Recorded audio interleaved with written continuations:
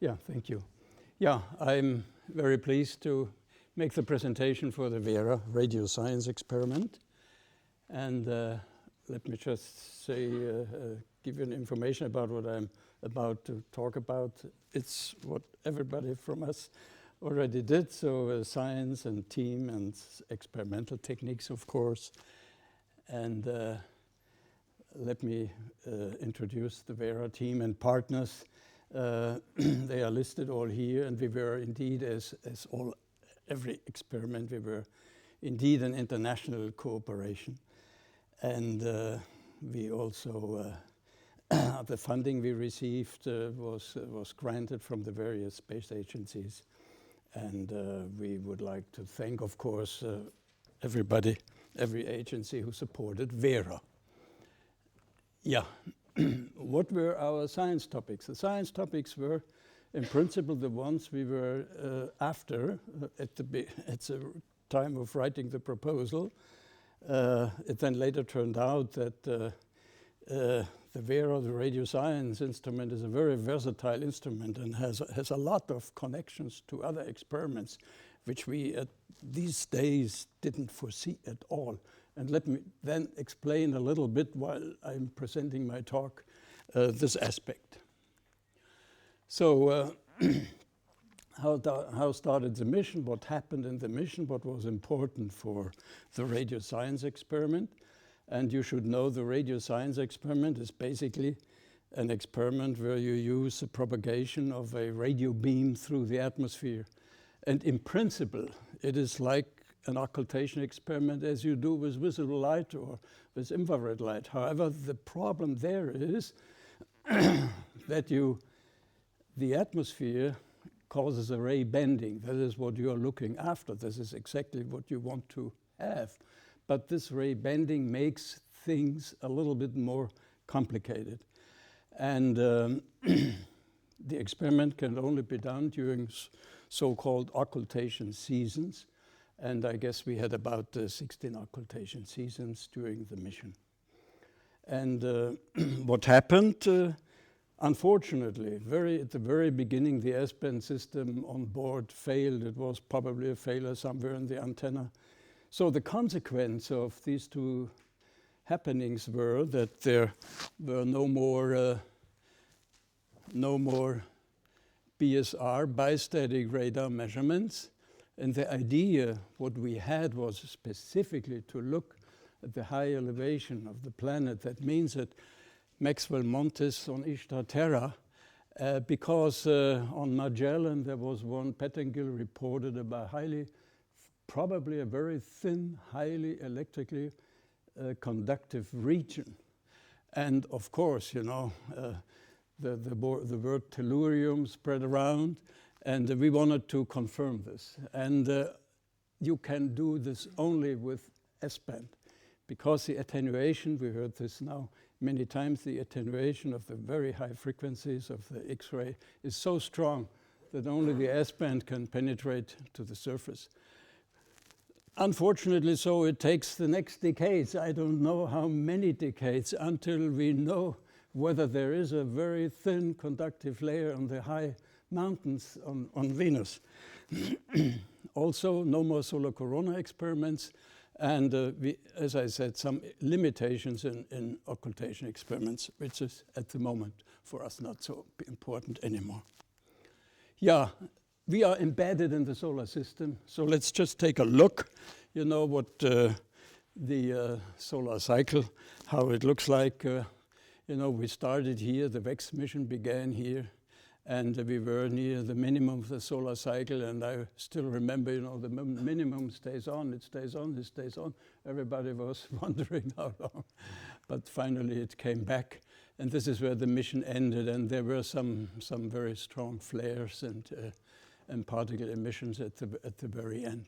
But in general, we had a very interesting period because low solar activity and high solar activity.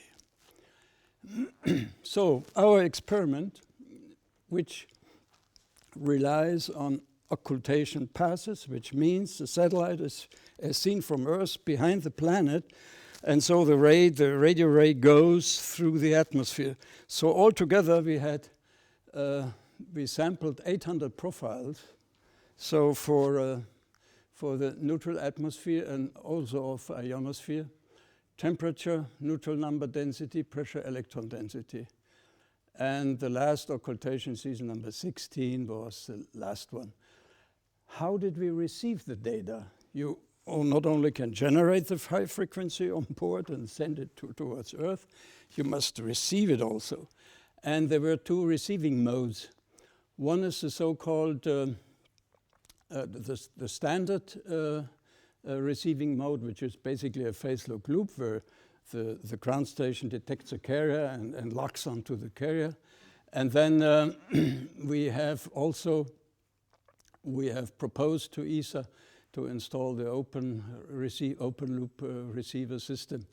And we were able now, and I will explain this a little bit later, detection of very, very thin structures in Venus atmosphere or mesosphere is now possible. So, which is quite an interesting result for us and for everybody, I guess. So what can I say about archiving? The level 2 data archived until 2014, and selected temperature profiles are available on request from the very beginning on. So, and all the cooperation we had with so many groups from VEX project just proved that. And it was a very successful cooperation we had and hope we still have. And the complete level 4 data set will be available on the server in Cologne at Rio by end of September 2016. And this was funded, this work, by the Euro-Venus project. So just a few words about the instrumental techniques. What you really rely on when you transmit signals, radio signals through the atmosphere is the stability of the generated frequency. And this was done with a quartz ultra-stable oscillator, which was connected to an X and S band transponder. And this ultra-stable oscillator worked flawlessly and had an extreme good Allen deviation, which means delta F over F, basically, the order of 10 to the minus 13. And from first day on, we never had a problem with that instrument. So we could rely on an extremely stable frequency because what we measure on ground is a change in frequency. And that gives us the information of the medium where the ray path is going through. This shows the behavior of the frequency of the ultra-stable oscillator as a function of time. And what you see here is basically, it tells everybody, aha, it's a quartz. You see the aging of the quartz. And don't forget, we had on March 7, 2012, orbit 20147, somewhere we had a big flare occurring, which did fortunately not affect us. So the technique itself, a little bit more information about. You have two possibilities. One is a so-called one-way radio link, and this other is a two-way radio link. That means here you send up a signal, and it gets coherently received and converted into two different frequencies. And so the disadvantage of that technique is that the planet, which is here in between, the signal goes through twice, and this is what we didn't want. We wanted a single frequency sent down, or two frequency, only in a one-way down, and of course with a hydrogen maser here, so we did not have to bother about the up and down link. And why do we use two frequencies? Reason is that you need two frequencies to separate dispersive effects, that means plasma effects, from orbital effects and neutral atmosphere effects.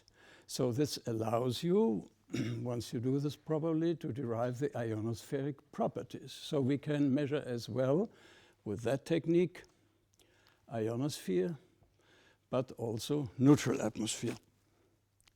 So I said already, you know, we had the standard closed loop recording, and the assumption is that the ground station receives a carrier signal with a phase lock loop, and usually it requires a 12 dB margin of the signal.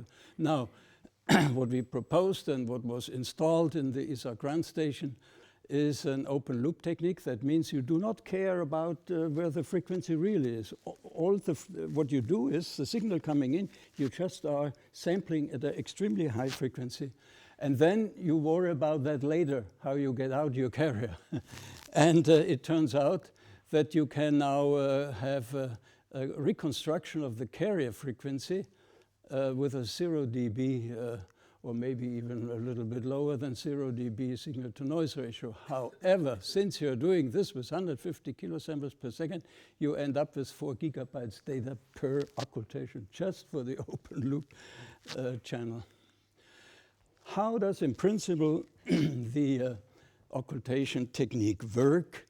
The planet is here, receiving station, spacecraft station, and the ray path going through here just suffers a bending. And it is exactly this bending angle alpha which carries the information about the refraction index. So all what you have to do is to measure it very, very accurately. And of course, you don't get it for free. You have to do something. You have to subtract a Doppler signal, which is inherently always available. That is a signal which the Doppler shift you would have if there would be no atmosphere. So you'd be talking about evaluating a residual frequency. But this Doppler frequency here from the direct path without medium is a lot higher, by sometimes orders of magnitudes higher than what you are looking after. So it is a very delicate job. You know, you are subtracting a huge number from your result, and you are looking after, you know, small variations. Now,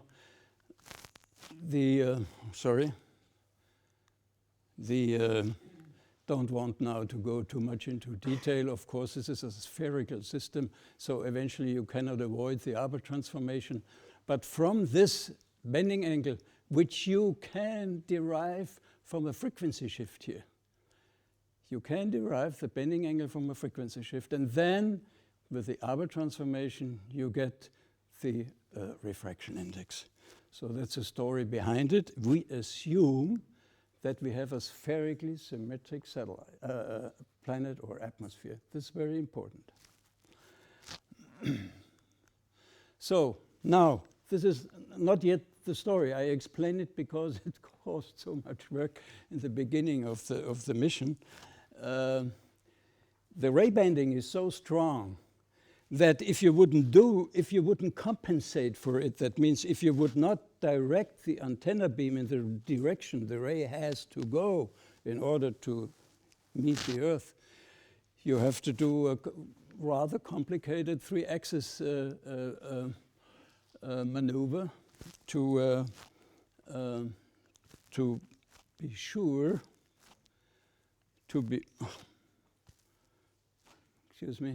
be sure that the ray really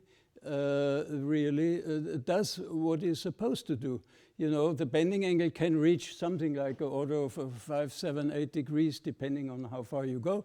But the opening angle of the antenna beam is 1.7 degrees, so you have to be careful that you are not, in the most interesting regions, you are not transmitting through a null of the antenna. So this was done by us, and we had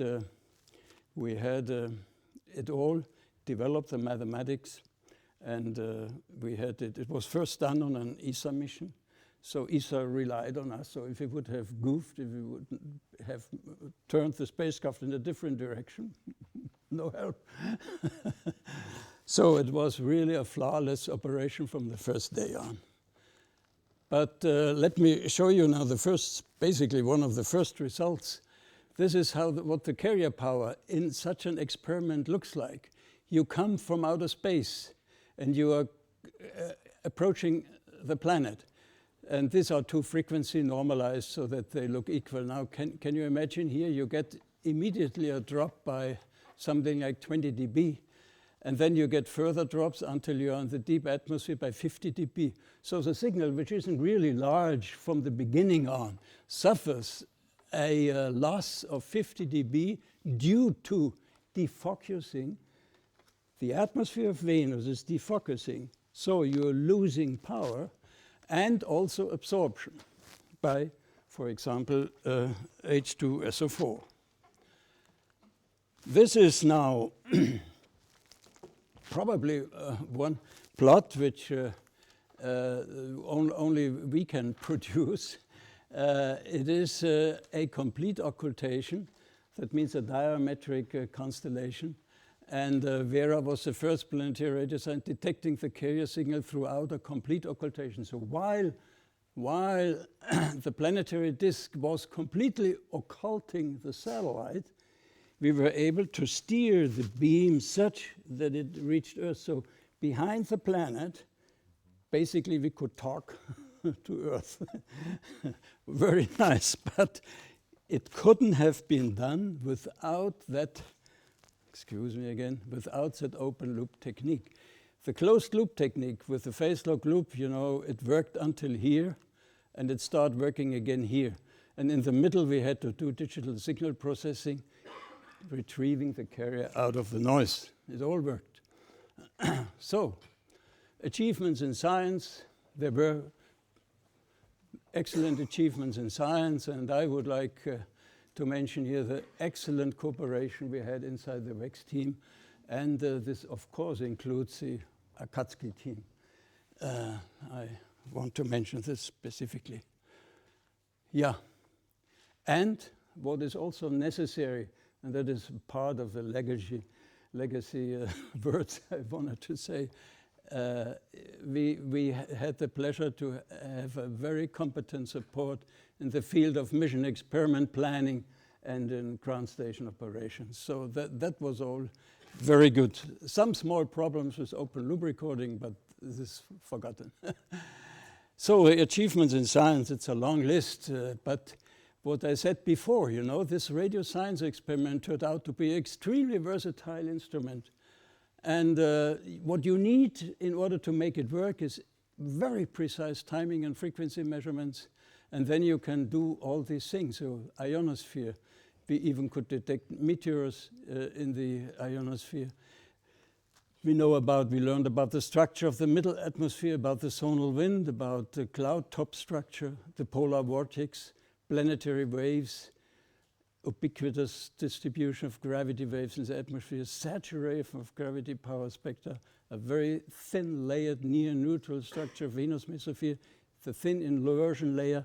So here we are entering this is work now we did in the past 2 years more or less. We find out that we have a very fine structured atmosphere. Yeah, let me come to the first plot here about the ionosphere. Here is a classical ionospheric profile from the Venus ionosphere. Here, this is defined as the ionopause. Then you have the two peaks, V1 and V2. Then in between here, you have the transport of the plasma via diffusion. And there is a little bulge which sometimes comes up more better and more distinct, which one doesn't really know where it's coming from, but it's a source process. So this is just for introduction now.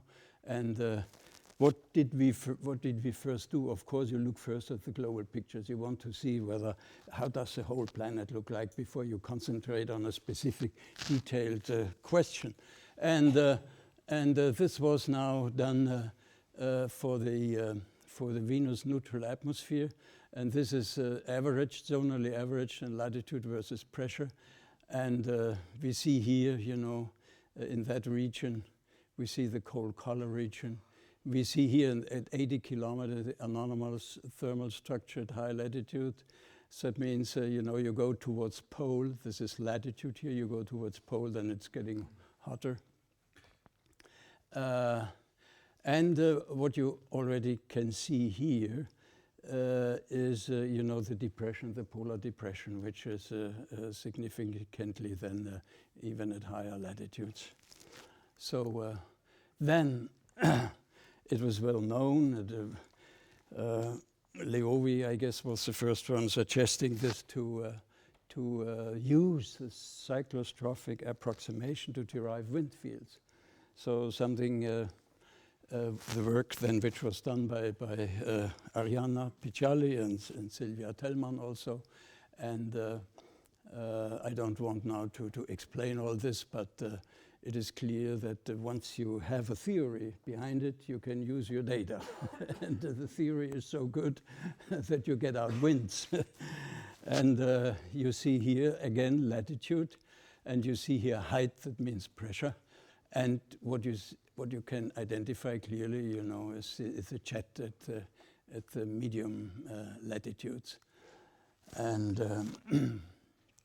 so we have a measure, a means of determining zonal winds. These are zonal winds, because the theory works only for zonal winds.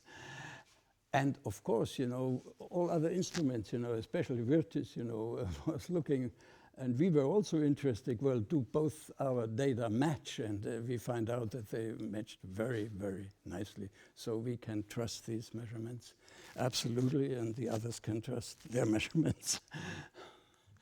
So when you have temperature profile, then you can, of course, derive the static stability of an atmosphere.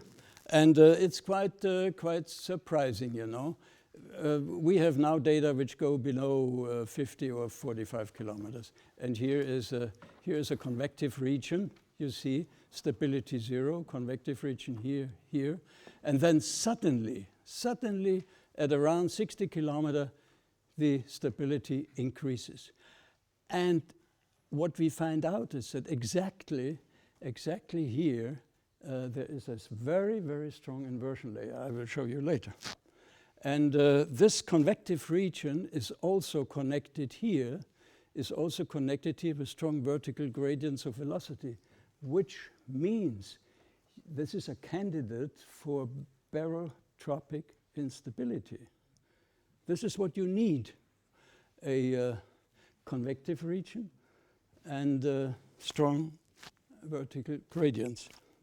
So once you have the basic structure, thermal structures, then you can look at the variations. You will find out that there are all over on Venus, there are gravity waves. And as we just learned and saw from Dima's picture, you know, this is up on here. It's Ishtar Terra here, and part of it is here. So you have more or less wind-driven winds determined by topography by topography. So these are basically lee winds, gravity waves, you know, generated by the wind effect caused by topography. So a very important subject these days, you know.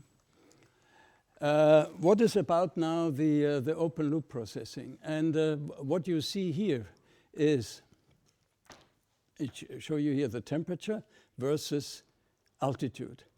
And if you do it, you know, with the classical phase log loop technique, you get, you know, the inversion we always see in the pictures, and which is there. But when you have the opportunity to look for fine structures and high time resolution, you can identify that there is a very well developed inversion. And the distance here is, or the height is 1 kilometer. So you have an inversion layer always very close at 60 kilometers. And it's, most of the time it's there. Sometimes you don't see it, but most of the time it's there. And I don't want to go in the details explaining, you know, how you can derive this and get this out. This is a very, very tricky and nasty work. You cannot automize it.